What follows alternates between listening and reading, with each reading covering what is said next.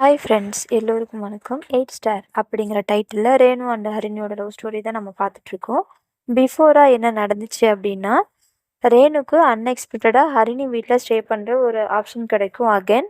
சரின்னு அவங்களும் ஸ்டே பண்ணுவாங்க. அந்த டைமில் அவங்களுக்குள்ள ஒரு சின்ன ரொமான்ஸ் நடக்கும். ஹரிணி அவங்களுக்கு ப்ரப்போஸ் பண்ணுவாங்க.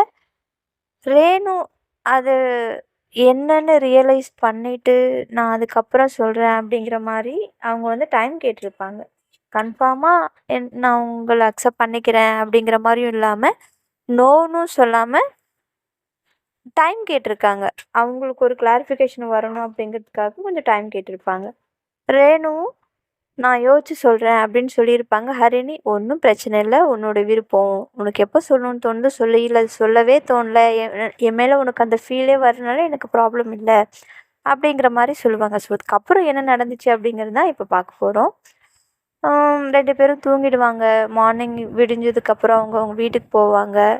இந்த மாதிரி அவங்க ப்ரப்போஸ் பண்ணதுக்கப்புறம் நார்மலாக தான் போயிட்டுருக்கும். 2 பேரும் சும்மா பார்த்துக்கிறது, ஸ்மைலிங்கு, பேசுகிறது, இந்த மாதிரி தான் போயிட்டுருக்கும்.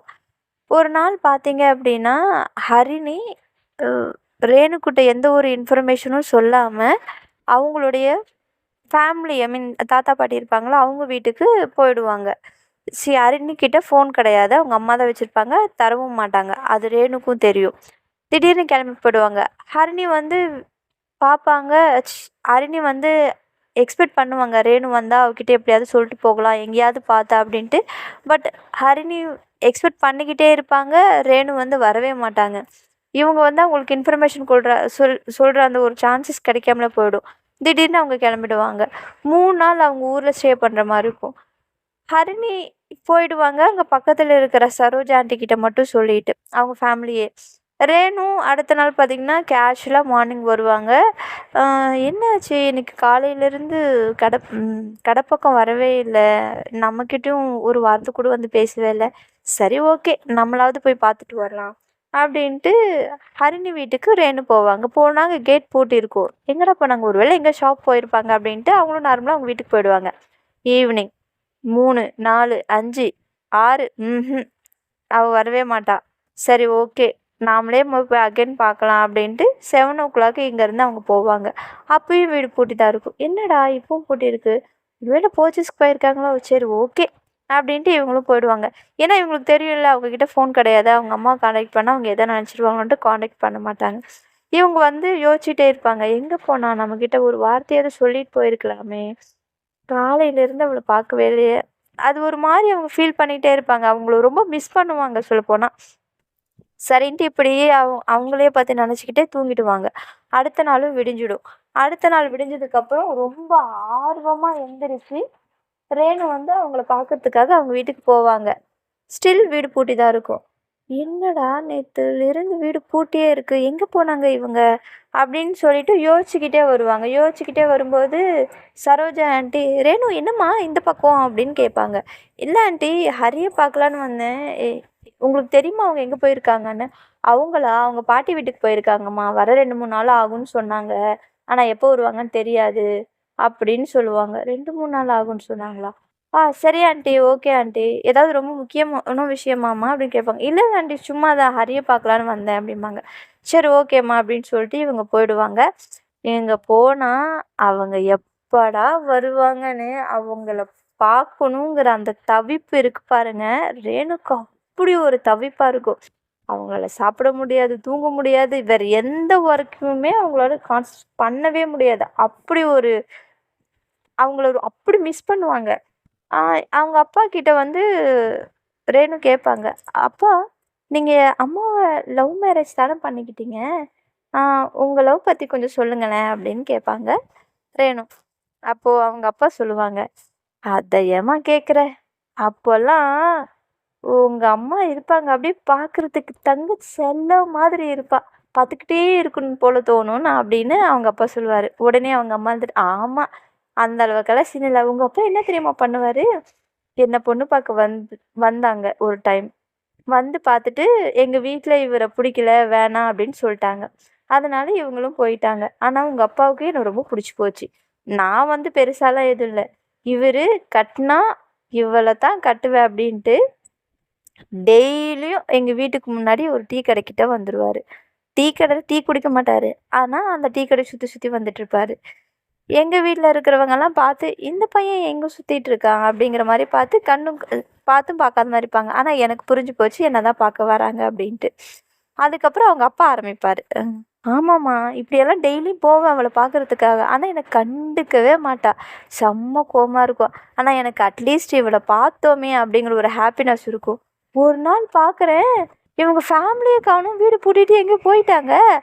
எங்கே போனாங்கன்னு யாருக்கிட்டையும் கேட்கவும் முடியாது, ஏன்னா நான் தான் எதுவும் சொல்லலைல்ல, யாரோ மாதிரி தானே வந்துட்டு போயிட்டுருக்கேன். பார்த்தேன் காலையில், சரி வரல, போயிட்டேன். அடுத்த நாள் ஈவினிங் வந்தேன், பூட்டி இருந்துச்சு காணோம், சரின்னு போயிட்டேன். அடுத்த நாள் வந்தேன், பூட்டி இருந்துச்சு காணோம். ஒரு 3 நாள் வர வீடு பூட்டியே தாம்மா இருக்குது. எனக்கு வந்துச்சு பாரு கோவம், மண்டை மேலே ஏறிடுச்சு. அதே சமயம் எனக்கு பயமாக இருந்துச்சு, எங்கே இவளை கூட்டிகிட்டு போய் வேறு யாருக்காவது கல்யாணம் பண்ணி கொடுத்துருவாங்களோ, இவளை மிஸ் பண்ணிடுவோமோ, இவளைன்னா நம்ம எப்படி வாழ போகிறோம், அந்த ஒரு பயம். அவளை பார்க்காம நான் பட்ட தவிப்பு, அந்த ஏக்கம், அது பேர் தான் மல்லவு. அடுத்த நாள் வீட்டுக்கு போனேன். நானும் சரி இன்னைக்கு போகலாம், அவங்க இருந்தாங்க அப்படின்னா என்ன பண்ணணும், அவகிட்ட போய் நேராக பேசிடலாம் அப்படின்ட்டு அடுத்த நாள் போனேன். பார்த்தா உங்கள் அம்மா சாரி கட்டிக்கிட்டு புதுசாக தர நிறைய பூ வச்சுக்கிட்டு வாசல் முன்னாடி வந்து நின்று ஸ்மைல் பண்ணதுக்கப்புறம் தான் எனக்கு உயிரே வந்துச்சு. அவளுக்கு மேரேஜ் எதுவும் ஆகலை, சிங்கிளாக தான் இருக்கா அப்படின்ட்டு. அப்புறம் இப்படின்னு அவங்க அம்மாவுக்கிட்ட பேசி கரெக்ட் பண்ணி, அவங்க வீட்டில் என்ன ஒத்துக்கிறது, உனக்கு என்ன பிடிச்சிருக்கல கிளம்பி வான்னு சொல்லிட்டு நான் கூட்டிகிட்டு வந்துட்டேம்மா அப்படின்னு அவங்க அப்பா சொல்லுவார். அவங்க அம்மா உடனே சிரிப்பாங்க. ஸோ அவங்களோட லவ் எக்ஸ்பீரியன்ஸை இவங்கக்கிட்ட சொல்லிகிட்டு இருப்பாங்க. அப்போ இவங்க ரியலைஸ் பண்ணுவாங்க, ஆமாம் நானும் ஹரிணியை ரொம்ப மிஸ் பண்ணுறேன், அவளை பார்க்காம என்னால் இருக்கவே முடியல, அவகிட்ட பேசாமலேயும் என்னால் இருக்க முடியல, இப்போ நானும் அவளை லவ் பண்ணுறேனோ இருக்குமோ, அப்பா சொல்கிறது பார்த்தா நானும் அவளை லவ் பண்ணுறேன் போல், எனக்கு பிடிச்சிருக்கு போல், அதனால தான் நான் அவளை மிஸ் பண்ணுறேன். ஓகே, இதுக்கு மேலேயும் ஹரிணியை நம்ம வெயிட் பண்ண வைக்கக்கூடாது. ஸோ அவள் வந்ததுமே அவகிட்ட போய் நானும் உன்னை லவ் பண்ணுறேன்னு சொல்லணும் அப்படின்னு நினச்சிட்ருப்பாங்க. இப்படியே நினச்சிக்கிட்டு 2 நாள் ஆகிடும். 3ஆவது நாள் அவங்க அப்பா என்ன பண்ணுவாங்க அப்படின்னா, 3ஆவது நாள் அவங்க அப்பா என்ன சொல்லுவாங்கன்னா, ரேணுக்கிட்ட ஒரு ஹெல்ப் கேட்பார், ரெக்வஸ்ட்டே கேட்பார். ஆர்டரெல்லாம் போட மாட்டார் அவங்க அப்பா, ரொம்ப நல்லாப்பா. ஆர்டர்லாம் போடாமல், அம்மா இந்த மாதிரி ரிலேட்டிவ் ஒருத்தவங்களோட மேரேஜ், என்னால் போக முடியாது, ஸோ ப்ளீஸ் நீ போயிட்டு வந்துருமா அப்படின்னு சொல்லுவார். அப்பா நான் எப்படிப்பா, அதெல்லாம் ஒன்றும் பிரச்சனை இல்லை, நீ போயிட்டு ஃபங்க்ஷன் அட்டன் பண்ணிட்டு வா, மற்றதெல்லாம் நான் பார்த்துக்கிறேன், யாரோ பேசுனாங்கன்னு சொல்லுவேன், நம்ம ஊர்லேருந்து அந்த நிறைய பேர் போகிறாங்கம்மா, வேன் போகுது, அந்த வேனில் போயிட்டு வந்துரு அப்படிம்பாங்க. சரின்ட்டு ஓகேன்ட்டு அடுத்த நாள் டாப்ஸ் சாரியில் கட்ட மாட்டாங்க, சுடி தான் போட்டுக்கிட்டு சிம்பிளாக போவாங்க. அந்த கேங்கில் சத்யான்னு ஒருத்தவங்க இருக்காங்க இல்லையா, அவங்க அன்றைக்கி சாரீ கட்டியிருப்பாங்க, பார்க்குறதுக்கு சூப்பராக இருப்பாங்க. சீரியஸாகவே சத்யா செம்ம அழகாக இருப்பாங்க. கொஞ்சம் ஹைட்டாக இருப்பாங்க, ஒயிட்டாக இருப்பாங்க, லென்த்து ஹேரு, முட்டை கண், அவங்களுடைய அந்த அந்த அப்பியரன்ஸ் அப்படி இருக்கும். ஆனால் நம்மளால தான் பயங்கராலே கிடையாது. அவங்க நார்மலாக ஹாய் சத்யா, என்ன நீயும் மேரேஜ்க்கு வரியா அப்படின்னு கேட்பாங்க. ஆமாம், அட்லீஸ்ட் நீயாவது எனக்கு கம்பெனிக்கு வரியே அப்படின்னு சொல்லிட்டு அவங்ககிட்ட பேசிகிட்டே இருப்பாங்க. பின்னாடி நானும் வரேன் அப்படிம்பாங்க. இது யார் அப்படின்னு சொல்லிட்டு திரும்பி பார்த்தா ஷர்மிளா. அவங்களும் நீயும் வரியா அப்படின்னு கேட்பாங்க. ஆமாம் அக்கா, நானும் தான் வரேன். அப்பா எனக்கு ரொம்ப சந்தோஷம், எங்கே எனக்கு கம்பெனிக்கு ஆளே இல்லாமல் போய்டுவாங்க, ரொம்ப ஃபீல் பண்ணிகிட்டு இருந்தேன் அப்படின்னு சொல்லுவாங்க. இவங்க நார்மலாக பேசுவாங்க, ஆனால் சத்யாவுக்கு இவங்க வாலண்டரியாக போய் பேசுவோம், அவங்களுக்கு அப்படி வருதுக்கு, ஆஹா ரேணு நம்மக்கிட்ட பேசுகிறா அப்படிங்கிற மாதிரி. இந்த சான்ஸை மிஸ் பண்ணக்கூடாது, இவக்கிட்ட கொஞ்சம் க்ளோஸ் ஆகணும்னு சத்யாவோட மைண்ட் செட் இருக்கும். சரின்ட்டு பஸ்ஸில் போவாங்க. ஷர்மிளா கிட்ட சொல்லுவாங்க, இங்கே பாரு, நான் தான் ரேணு பக்கத்தில் உட்காருவேன், நீ பக்கத்தில் உட்காந்தா உனக்கு கொண்டுருவேன் அப்படின்னு ஆல்ரெடி மிரட்டி வச்சுருவாங்க. சரி ஓகேன்ட்டு 2 பேரும் சேம் அவங்க ஆசைப்பட்ட மாதிரியே சத்யாவும் ரேணும் தான் ஒன்றா உட்காந்துட்டு மேரேஜ் ஃபங்க்ஷனுக்கு போவாங்க. போயிட்டு ஈவினிங் தான் அங்கே ஃபங்க்ஷனெல்லாம் அட்டன் பண்ணிவிடுவாங்க. அந்த ஃபங்க்ஷனில் என்ன நடக்கும் அப்படின்னா, சத்யா வந்து ரேணுக்கிட்ட தனியாக பேசுகிறதுக்காக கூட்டிகிட்டு போய் நான் அவங்ககிட்ட ஒன்று பேசணும் அப்படின்னு சொல்லிட்டு கூட்டிகிட்டு போவாங்க. ஸோ அது மேரேஜ் ஃபங்க்ஷனால நிறைய ரஷ் இருக்கு இல்லையா, ஸோ யாரும் இல்லாத இடத்துக்கு போக முடியாது. ஸோ கொஞ்சம் கூட்டம் கம்மியான இருக்கிற பிளேஸ்க்கு தான் போக முடியும். அங்கே போனதுக்கப்புறம் சொல்லு சத்யா அப்படின்னு சொல்லுவாங்க ரேணு. அது வந்து ரொம்ப நாளாக உங்ககிட்ட ஒன்று சொல்லணும்னு நினைக்கிறேன் அப்படிம்பாங்க. சொல்லு, அதில் என்ன இப்போது அப்படிம்பாங்க. பட் என்னால் உன்கிட்ட அதை சொல்ல முடியல. எனக்கு கொஞ்சம் தயக்கமாகவும் பயமாகவும் இருக்குது அப்படின்னு சொல்லுவாங்க சத்யா. சரி என்னன்னு சொல்லு. சரி ஓகே, அப்போது உனக்கு எப்போ சொல்லணும்னு தோணுதோ தைரியம் வருதோ அப்போ நீ சொல்லு அப்படிம்பாங்க. சரி நான் கிளம்புறேன் அப்படின்னு கிளம்புவாங்க. மறுபடியும் அவங்க கை பிடிச்சி இழுத்து, ஒரு நிமிஷம் நில்லு ரேணு ப்ளீஸ் அப்படிம்பாங்க. சரி சொல்லு அப்படிம்பாங்க. எதுவுமே பேச மாட்டாங்க. இப்படி சொல்லி நின்றுட்டு இருப்பாங்க. சடார்னு பார்த்தீங்க அப்படின்னா சத்யா ரேணுவோட கன்னத்தில் கிஸ் பண்ணிவிடுவாங்க. இதை ஹரிணி பார்த்துருவா. அவ்வளோதான். சாரி, ஷர்மிளா பார்த்துருவாங்க. ஷர்மிளா பார்த்துட்டு ஐயோ அப்படின்ட்டு வாயில் கை வச்சுட்டு ஷாக்காக பார்ப்பாங்க. உடனே ரேணு வந்துட்டு, ஏய் என்ன பண்ணுற நீ அப்படிங்க. இல்லை இன்னைக்கு நீ பார்க்க அழகாக இருக்க, அதனால தான். இங்கே பாரு சத்யா, இந்த மாதிரியெல்லாம் பண்ணாத, எனக்கு இதெல்லாம் பிடிக்காதுன்னு உனக்கு தெரியாதா அப்படின்னு சொல்லிட்டு அவங்களுக்கு வார்னிங் கொடுப்பாங்க. எனக்கு அந்த மாதிரி இன்ட்ரெஸ்ட் எல்லாம் கிடையாது, ஒரே ஊரில் இருக்கோம், அதனால் உங்ககிட்ட பேசுகிறேன். அவங்கள விட அந்த கேங்கில் நீ கொஞ்சம் நார்மலாக இருப்ப, அதனால் எனக்கு உங்ககிட்ட பேசுறதுல ப்ராப்ளம் இல்லை, அதனால் நான் உங்ககிட்ட பேசுகிறேன். நீ இந்த மாதிரியெல்லாம்னா உங்ககிட்ட நான் சுத்தமாக பேச மாட்டேன் அப்படின்னா அங்கேயே அவங்களுக்கு ஒரு கிளாரிஃபிகேஷன் கொடுத்துட்டு வந்துடுவாங்க. அதுவும் பொறுமையாகவே கொடுப்பாங்க. சரி நான் வேற ஒருத்தங்களை விரும்புகிறேன், நீ பின்னாடி சுற்றாத, உன்னோட டைமை வேஸ்ட் பண்ணாத அப்படின்னு சொல்லுவாங்க. யார் அப்படின்னு கேட்பாங்க. அதெல்லாம் உனக்கு எதுக்கு அப்படின்னு சொல்லிடுவாங்க. என் பின்னாடி சுற்றாத, உன் டைம் வேஸ்ட் பண்ணாத அப்படின்ட்டுருவாங்க. சரின்ட்டு ஓகே அப்படின்ட்டு போயிடுவாங்க.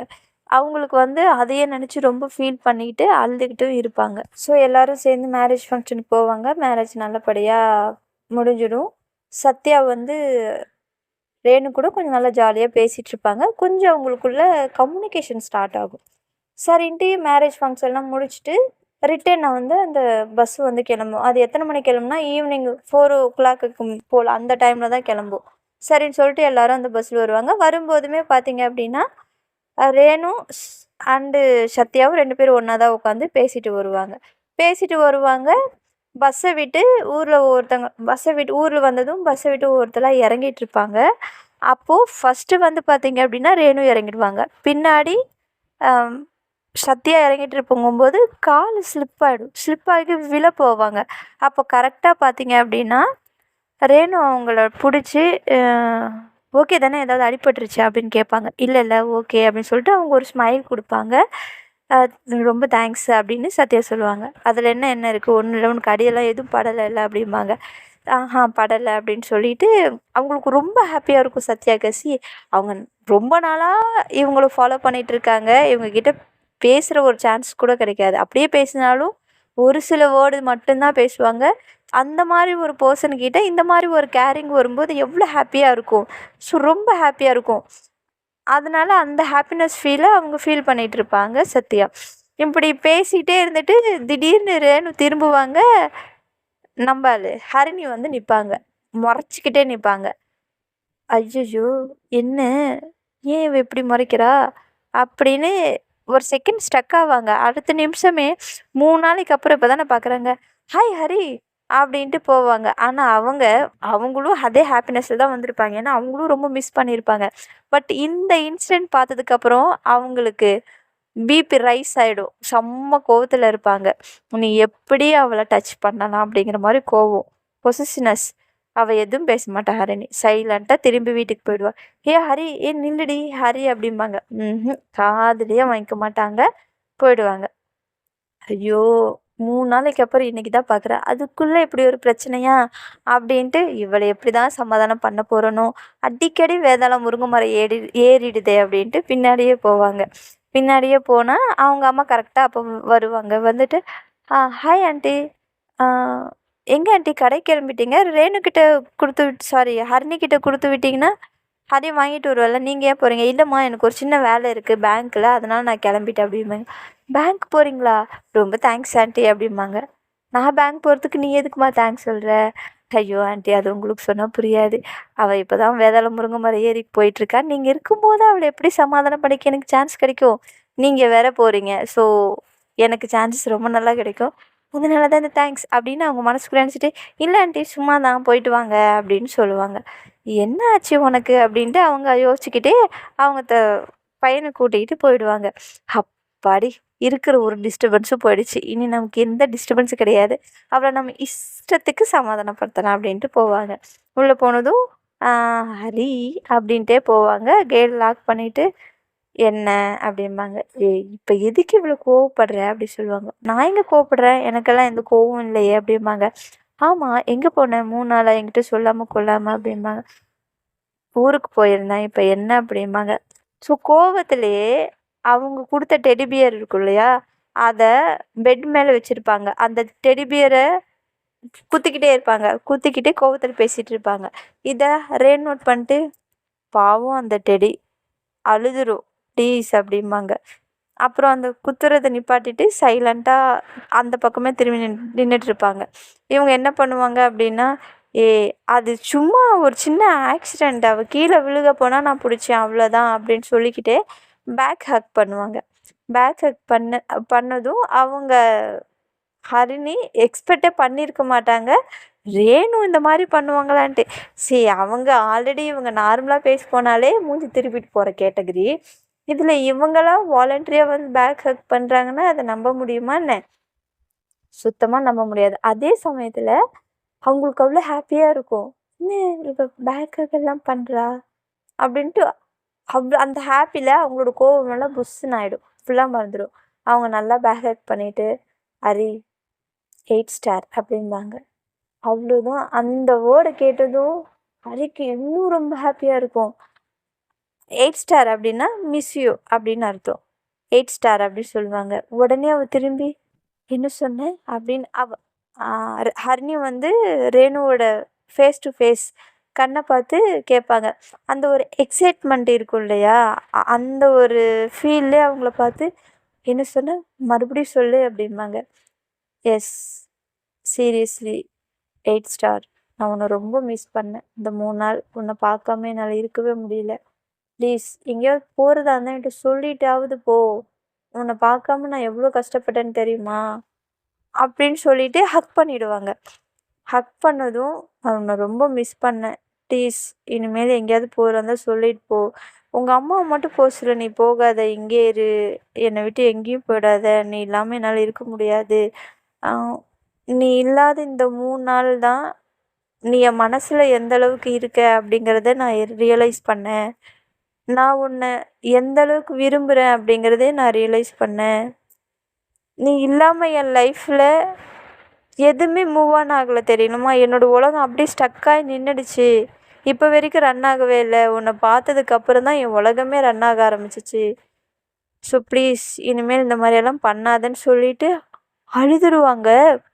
அந்த அளவுக்கு அவங்கள மிஸ் பண்ணியிருப்பாங்க. அழுததும் ஹரிக்கு என்ன பண்ணுறது தெரியல. உடனே அவங்கள தூக்கி எடுத்து விட்டு, "அ ஏய் ரேணு என்ன? இ இதுக்கெல்லாமா போய் அழுவ?" அப்படின்னு சொல்லிட்டு அவங்க கண்ணெல்லாம் தொடச்சி விட்டுட்டு, "எனக்கு ரொம்ப ஹேப்பியா இருக்கு தெரியுமா? ஐயோ! என் சந்தோஷத்துக்கு அளவே இல்ல. நீ நீ என்னோட லவ்வ அக்செப்ட் பண்ணிக்கிட்ட தெரியுமா உனக்கு?" அப்படிம்பாங்க. "ம், ம்" அப்படின்னு சொல்லுவாங்க. ஸோ இப்படி அவங்க பேசிட்டே இருக்கும்போது, சின்னதா ரொமான்டிக்கா ஒரு ஐ கான்டாக்ட் நடக்கும் அவங்களுக்குள்ள. ஹரிணி அகைன் அவங்கள கிஸ் பண்ணுவாங்க. சேம் லிப் கிஸ் பண்ணுவாங்க. லிப் கிஸ் இந்த வாட்டி 2 பேரும் என்ஜாய் பண்ணி, அவங்க ஃபீல் பண்ணி, அந்த கிஸ்ஸ வந்து 2 பேருமே ரியலைஸ் பண்ணி குடுத்துட்ருப்பாங்க. ஸோ அந்த லிப் கிஸ்ல கொஞ்சம் கொஞ்சமா இன்வால்வ் ஆயி டீப்பா போகும்போது, ஹரிணி என்ன பண்ணிடுவாங்க அப்படின்னா, அகைன் அவங்களோட கைய ஹிப்ல வச்சு லேசா ப்ரெஸ் பண்ணிடுவாங்க. ப்ரெஸ் பண்ண உடனே ரேணு அவங்கள பிடிச்சி தள்ளி விட்டுருவாங்க. தள்ளி விட்டுடும் உடனே அவங்களும் ஒரு ஸ்டெப் பேக் போயிட்டு மூச்சு நல்லா வாங்குவாங்க. லிப் லாக் பண்ணிட்டு இருக்கிறதுனால நல்லா மூச்சு வாங்கிட்டு, "sorry, sorry, sorry, sorry Hari" அப்படிம்பாங்க. உடனே ஹரி இருந்துட்டு, "ஏய் என்னாச்சு? ஏன்? ஏன் என்னாச்சு? ஏன் இப்படி பண்ற?" அப்படின்னு கேட்பாங்க. "Sorry please Hari, please sorry. Please என் பக்கத்துல வராத. அங்கேயே இரு" அப்படிம்பாங்க. அந்த டென்ஷன்ல இருப்பாங்க அவங்க. அவங்க ஹிப்ல ஒவ்வொரு வாட்டியும் அவங்க கை வைக்கும்போது சம்திங் ஏதோ ஃபீல் பண்றாங்க. இரிட்டேட்டிங் மாதிரி, அந்த மாதிரி அவங்க ஃபீல் பண்ணி, "ப்ளீஸ் ஹரி அங்கேயே இரு, வராத" அப்படின்னு சொல்லுவாங்க. இவங்களும், "ஓகே, ரிலாக்ஸ் பாபா, ரிலாக்ஸ். எதுவும் இல்ல. நான் தான். ப்ளீஸ் கண்ண தெற. இங்க பாரு. இட்ஸ் மீ, உன்னோட ஹரி, என்னை பாரு ப்ளீஸ், என்னை பாரேன் அப்படின்னு சொல்லுவாங்க. அதுக்கப்புறம் தான் அவங்க கொஞ்சம் லேசாக கண்ணை ஓப்பன் பண்ணுவாங்க. அவங்க கண்ணில் இருந்து தண்ணி ஊற்றும். ஏன் அழுவுற, எதுக்காகடி அழுவுற, இப்போ என்ன நடந்து போச்சுன்னு எப்படி அழுவுற? ஓகே ஓகே, எதுவும் இல்லை, சரியா போச்சு, நான் தான் ஹரி, தெரியுறேனா அப்படின்ட்டு அவங்க கண்ணு தண்ணியெல்லாம் தொடச்சி விட்டு ரிலாக்ஸ் ஆவாங்க. ரிலாக்ஸ் ஆனதுக்கப்புறம் அவங்க லேசாக ஹக் பண்ணி அவங்கள முதுகில் தட்டி விட்டு அவங்கள ரிலாக்ஸ் பண்ணி தண்ணியெல்லாம் கொடுத்து குடிக்க வச்சு, சரி ஓகே நீ வீட்டுக்கு கிளம்பு அப்படின்னு சொல்லுவாங்க. ஹரி, நான் அம்மா வர நேரம் வச்சு வந்துடுவாங்க, நீ கிளம்பு அப்படின்னு சொல்லுவாங்க. சரி நான் போகிறேன் அப்படிம்பாங்க. அதை பற்றி அவங்க கேட்க மாட்டாங்க. ஏன்னா அதை பற்றி கேட்டாங்கன்னா அவங்க இரிட்டேட்டிங் ஆவாங்க, டென்ஷன் ஆவாங்க அப்படின்னு அவங்களுக்கு தெரியும். அதனால் கேட்க மாட்டாங்க. ஸோ போகும்போது ஹரி அவங்கள ரேணு அப்படின்னு கூப்பிட்டு, சொல்லு ஹரி அப்படிம்பாங்க. ஒரு நிமிஷம் அப்படின்ட்டு போய் அவங்கள மறுபடியும் ஹக் பண்ணி அவங்க ஃபோர்ஹெட்டில் ஒரு கிஸ் பண்ணுவாங்க. கிஸ் பண்ணிவிட்டு பாய் அப்படின்னு சொல்லுவாங்க. அப்படின்ட்டு அவங்களும் போயிடுவாங்க. போனதுக்கப்புறம் பார்த்தீங்க அப்படின்னா அடுத்த நாள் வந்து ஹரிணி வந்து கடைக்கு போவாங்க. கடைக்கு போகும்போது அந்த கேங் இருக்காங்க இல்லையா, அந்த கேங் என்ன பண்ணுவாங்க அப்படின்னா ஹரிணியை கூப்பிட்டு வம்பு இழுப்பாங்க. அதுலேயும் மெயினாக சத்யா எப்பவுமே பேசாமல் சைலண்ட்டாக இருக்கிற பொண்ணு அன்னைக்கு என்ன பண்ணுவான்னு பார்த்தீங்கன்னா, இந்தம்மா கண்ணாடி போட்ட பொண்ணு அப்படிம்பாங்க. அவங்க திரும்பி, என்ன சத்யா அப்படிம்பாங்க. ஓ, என் பெயரெல்லாம் உனக்கு தெரியுமா? அப்போது இந்த விஷயம் கூட உனக்கு தெரிஞ்சிருக்கணுமே, ரேணு என் கூட நல்லா பேசுகிறா அப்படிங்கிறது. ஆமாம் தெரியும், இப்போ அதுக்கு என்ன? ஸோ கொஞ்சம் டிஸ்டன்ஸ் மெயின்டைன் பண்ணு சரியா அப்படிம்பாங்க. நான் ஏன் டிஸ்டன்ஸ் மெயின்டைன் பண்ணணும் அப்படிம்பாங்க. எனக்கு ரேணுவை பிடிக்கும், ஸோ ரேணுக்கும் என்னை பிடிச்சிருக்கு, அதனால் நீ கொஞ்சம் தள்ளி இரு, அதான் கரெக்டாக இருக்கும் அப்படிம்பாங்க. இங்கே பாரு, என்னை தேவையில்லாமல் டென்ஷன் பண்ணாத, நான் செவனேன்னு போயிட்டுருக்கேன். ரேணு விஷயத்தில் நீ தேவையில்லாமல் என்கிட்ட பேசினேன்னா அப்புறம் நான் நானாகவே இருக்க மாட்டேன் அப்படின்னு அவங்க வார்னிங் கொடுப்பாங்க. உடனே அந்த கேங்கில் இருக்க எல்லாருக்கும் கோவம் வந்ததும் என்ன பேசுகிற, நீ என்ன பண்ணுவ, அவள் தான் சொல்கிறாள் ரேணு கூட இருந்து கொஞ்சம் டிஸ்டன்ஸ் மெயின்டைன் பண்ண, அப்புறம் என்ன அப்படின்னு சொல்லிட்டு இருப்பாங்க. அப்போது இவங்களுக்கு இன்னும் கோவம் வந்து இவங்க சொல்லுவாங்க, இங்கே பார் ரேணு எனக்கு மட்டும்தான் சொந்தம், இன்னொரு வாட்டி அவளை நீ பார்க்க கூட கூடாது. இதுக்கு முன்னாடி பார்த்துட்டு இருக்கிறதுக்காவது நான் பெர்மிஷன் கொடுத்தேன், இதுக்கப்புறம் நீ அவள் இருக்கிற சைடு உன் கண்ணு போகவே கூடாது அப்படின்ட்டு இந்த மாதிரி உங்களுக்குள்ள ஃபைட்டு வந்துடும். இந்த ஃபைட்டு வந்ததும் ஹரி அந்த நல்லா ஃபைட் பண்ணிட்டு இருக்கிறதுனால அந்த கேங்கில் இருக்கிற ஷர்மிளா ஓடி போய் உடனே, அக்கா இந்த மாதிரி ஃபைட் நடக்குது அப்படின்னு சொல்லுவாங்க. என்னடி சொல்கிற அப்படின்ட்டு அவள் வந்து உடனே வந்து, ஹரி என்ன பண்ணிட்டு இருக்க நீங்கள் அப்படின்னு சொல்லுவாங்க. இங்கே பாரு இன்னும் இவ்வளோ கம்மன் இருக்க சொல்லு, இல்லை அவ்வளோதான் அப்படின்னு சொல்லிட்டு அவங்ககிட்ட திட்டுவாங்க. உடனே சத்யாவும் இருந்துட்டு ரேணுவை பார்த்ததும் சத்யா பார்த்தீங்க அப்படின்னா அப்படியே பம்புவாங்க. ஹாய் ரேணு அப்படிம்பாங்க. சத்யா என்ன பிரச்சனை இங்கே அப்படின்னு கேட்பாங்க. ஒன்றும் இல்லை, சும்மா பேசிகிட்டு இருந்தோம் அப்படிம்பாங்க. எனக்கு ஒன்று பிடிக்கும் அப்படின்னா சொல்லிட்டு இருந்தேன், அவ்வளோ கொஞ்சம் டிஸ்டன்ஸ் மெயின்டைன் பண்ணுன்னு சொன்னேன் அப்படிம்பாங்க. உடனே அது வந்துட்டு, இவ யார் என்ன டிஸ்டன்ஸ் மெயின்டைன் பண்ணிட்டு சொல்கிறதுக்கு அப்படின்னு சொல்லிட்டு இப்படி சண்டை போட்டுருப்பாங்க. இதுக்கிட்டே இப்படி சண்டை போட்டுட்ருக்கீங்க, ஃப்ரீயாக விடுங்க, தேவையில்லாமல் நீங்கள் பேசிகிட்டு இருக்காதீங்க, சார் நீ எதுக்கு வந்த, கடைக்கு தானே வந்த, கடைக்கு போ அப்படிம்பாங்க. அதெல்லாம் முடியாது, இன்றைக்கி இந்த பிரச்சனைக்கு ஒரு தீர்வு கிடைச்சதே ஆகணும்னு இப்படி சண்டை போட்டுகிட்டே இருப்பாங்க. இப்படி சண்டை போட்டுட்டு இருக்கும் சுச்சுவேஷனில் ரேணுவோட மைண்ட் செட், கொஞ்சம் அழகாக ஏன் தான் பிறந்தேன்னு போதும் நான் பட்ட பாடு. அப்புறம் பார்த்தீங்க அப்படின்னா அங்கே இருக்கிறவங்க சிரிச்சிட்டு ரேணு தலையில் அடிச்சுக்கிட்டு, சரி ஓகே போய் உங்கள் வேலையை பாருங்க அப்படின்னு சொல்லிட்டு அவங்கள அமுச்சுட்டுட்டு ஹரிணியை சமாதானம் பண்ணி, ஏம்மா தாயே வா அப்படின்னு சொல்லிட்டு அவங்கள வீட்டுக்கு கூட்டிகிட்டு போய் அங்கே உட்கார வச்சு அவங்க அம்மா அப்பாலாம் இருப்பாங்க. சாரி, ஹரிக்கு அம்மா இருப்பாங்க. அவங்க அப்பா வந்து பார்த்திங்கன்னா இன்னும் பார்த்திங்கன்னா அந்த ஆந்திரா பார்டரில் கல்குவாரியில் ஒர்க் பண்ணிகிட்ருப்பார். அவர் அங்கே தான் இருப்பார், அவரும் வரமாட்டார். ஸோ இவங்க போய் அவங்க அம்மாக்கிட்ட, இல்லைம்மா அந்த கேங் கூட கொஞ்சம் சின்ன பிரச்சனைமா, அதெல்லாம் மற்றபடியாக தான், ஒன்றும் இல்லை நார்மல் தான் அப்படின்னு சொல்லுவாங்க. சரி அப்படின்னு சொல்லிட்டு நார்மலாக்கிட்டு, நார்மலாக இருடி அப்படின்னு சொல்லுவாங்க. ஏன்னா அவங்க அம்மா இருக்கும்போது இவங்களால எதுவுமே பேச முடியாது. அதனால் சரி நான் வரேன் ஆண்டி அப்படின்ட்டு சின்னதாக கண் பார்வை மட்டும் கொடுத்துட்டு அவங்க அங்கேருந்து வந்துடுவாங்க. இதுக்கப்புறம் என்ன நடந்துச்சு அப்படிங்கிறத நான் நெக்ஸ்ட் எபிசோடில் சொல்கிறேன். ஸ்டோரி உங்களுக்கு பிடிச்சிருந்துச்சு அப்படின்னா சப்ஸ்கிரைப் பண்ணுங்கள், லைக் பண்ணுங்கள், ஷேர் பண்ணுங்கள், மறக்காமல் கமெண்ட் பண்ணுங்கள். தேங்க்யூ.